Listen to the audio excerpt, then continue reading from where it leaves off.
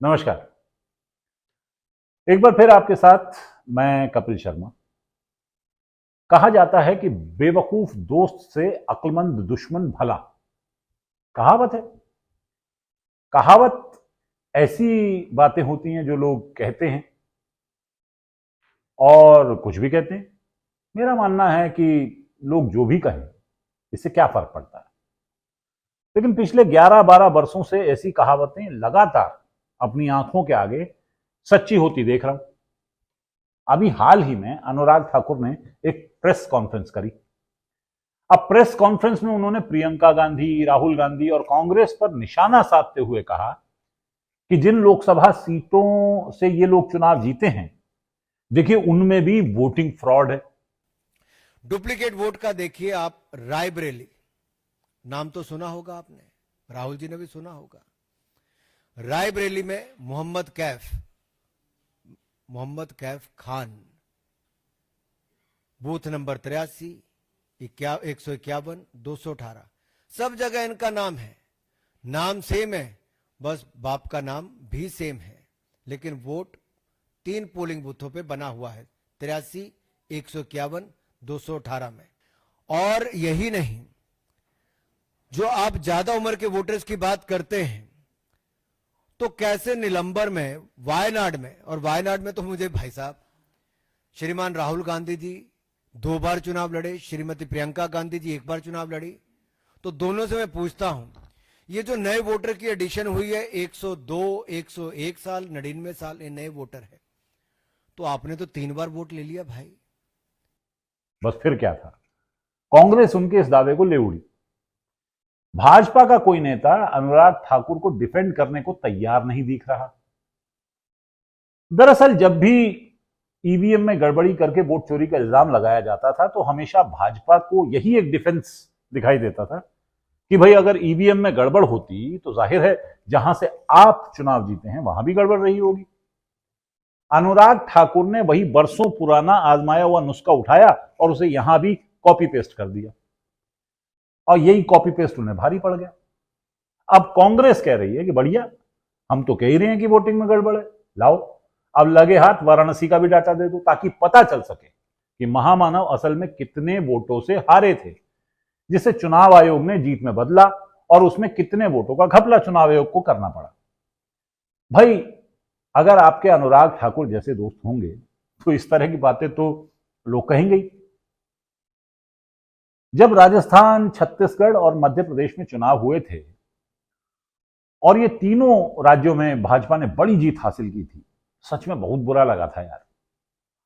उस वक्त हमारे एक मित्र यहां आए हुए थे और जब हम उन्हें ग्राउंड रिपोर्टिंग की बात बताते थे, हम कहते थे कि हमारे दोस्त हमें क्या बता रहे हैं, तो वो हंसते हुए कहते थे, कपिल भाई आप जो कह रहे हो कह तो सच रहे हो, लेकिन जीतेगी बीजेपी, आपको पता नहीं है कितना लंबा गेम सेट है। मैं उन्हें सिनिकल समझता था और सोचता था यार इतना बड़ा घपला थोड़ी होगा। लेकिन अब राहुल गांधी के एनालिसिस के बाद समझ में आया कि ये तो माने माने ये तो गजब है यार। लेकिन इससे एक बात अच्छी हुई, यानी राहुल गांधी ने जो डाटा दिखाया है, सबूतों के साथ दिखाया है, एक एक चीज की अच्छी तरह जांच करने के बाद दिखाया है, उसे मुझे पर्सनली बहुत खुशी हुई। माने दुख हुआ कि यार ये लोकतंत्र पे हमला है, जनता के वोट की चोरी की गई है, प्रधानमंत्री के पद पे बैठा हुआ आदमी वोट की चोरी करके बैठा है और अभूतपूर्व भ्रष्टाचार हुआ है, वगैरह वगैरह। लेकिन एक दिली खुशी भी है।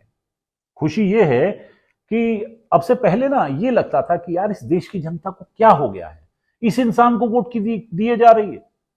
मतलब हताश तो मैं नहीं था, लेकिन बहुत बुरा लगता था यार, कहां जा रहा है देश, इतने नालायक लोग जीतकर संसद कैसे पहुंच सकते हैं। गुस्सा भी आता था, निराशा भी होती थी। लेकिन अब फिर से जनता पर विश्वास जमा है। एक सिद्धांत है कि जनता बहुत समझदार होती है, इस पर फिर से पक्का विश्वास जमा है। मुझे पूरा यकीन है कि राहुल गांधी जो है वो सच बोल रहे हैं। उनकी इस बात पर मुझे पूरा यकीन है कि ये सरकार जो है वोट चोरी की सरकार है, यानी देश की जनता ने इस सरकार को नहीं चुना। बस इससे बहुत तसल्ली मिलती है दोस्त। अरे भाई ये सरकार वरकार तो बनती है, जो मुसीबतें हमने झेलनी थी वो हम झेल रहे हैं, झेल ही ली हमने, पहले ही कौन सा बड़ा सुख था। लेकिन जो सबसे बड़ा चैन दिल को मिला है वो इस बात से मिला है कि इस सरकार को इस देश की जनता ने नहीं चुना। जनता ने वाकई बड़ा हौसला दिया यार। ये रूबिका जी, अंजना जी, अमीश जी, नविका जी, चित्रा जी, सुशांत जी, अमन जी अपनी भरपूर ताकत से लगे हुए हैं कि कोई तो उनकी बकवास का खरीदार मिले, कोई तो उनके कहे को कोई तवज्जो दे, कोई तो जाकर उनकी बात किसी ठिकाने पर लगे, किसी निशाने पर लगे।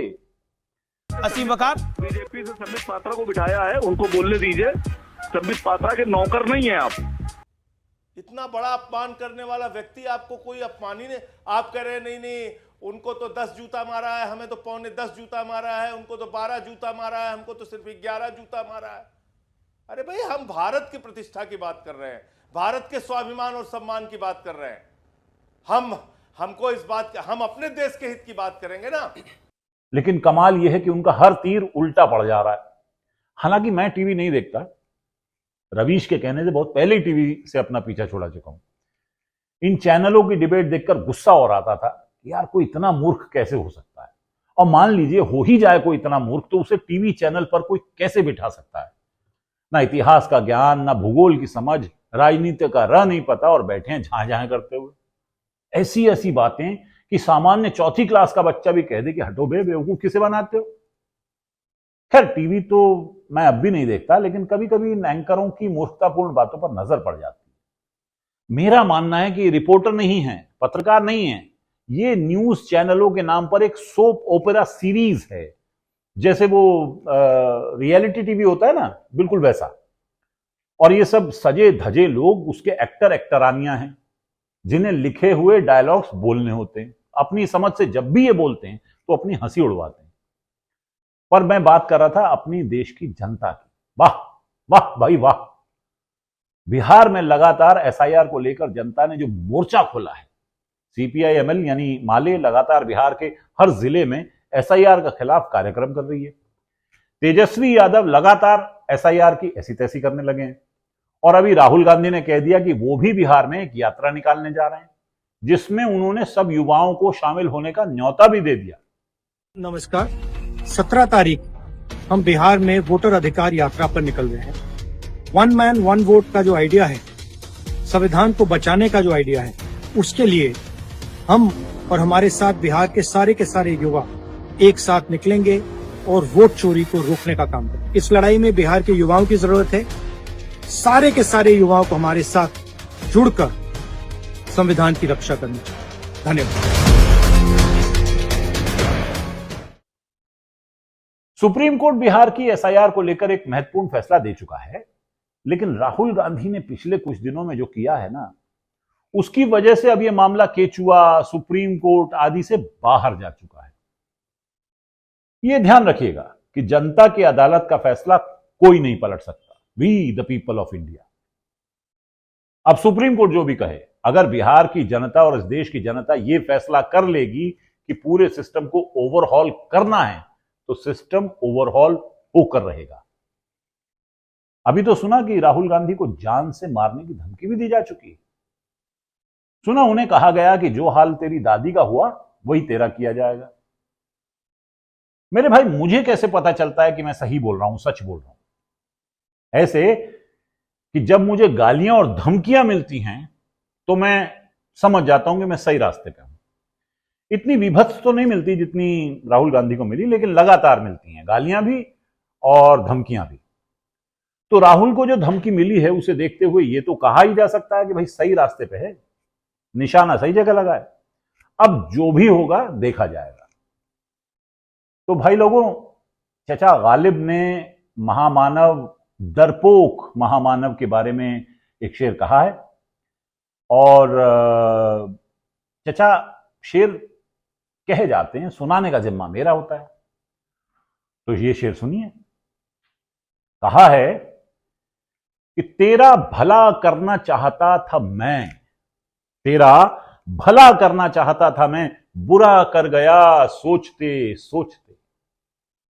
तेरा भला करना चाहता था मैं, बुरा कर गया सोचते सोचते। मैं जानता हूं महामानव है तू, क्यों यूं ही डर गया सोचते सोचते। डरपोक महामानव डरते हैं। अनुराग ठाकुर को सुख और चैन दोनों मिले, ऐसी हमारी कामना है। मीडिया के सभी एंकरानियों को भी सुख चैन मिले, ऐसी हमारी इच्छा है। बाकी जनता को अभी और संघर्ष करना है, अभी लंबी लड़ाई लड़नी है, सो करेगी। बाकी कल के लिए रखते हैं। आज का नमस्कार।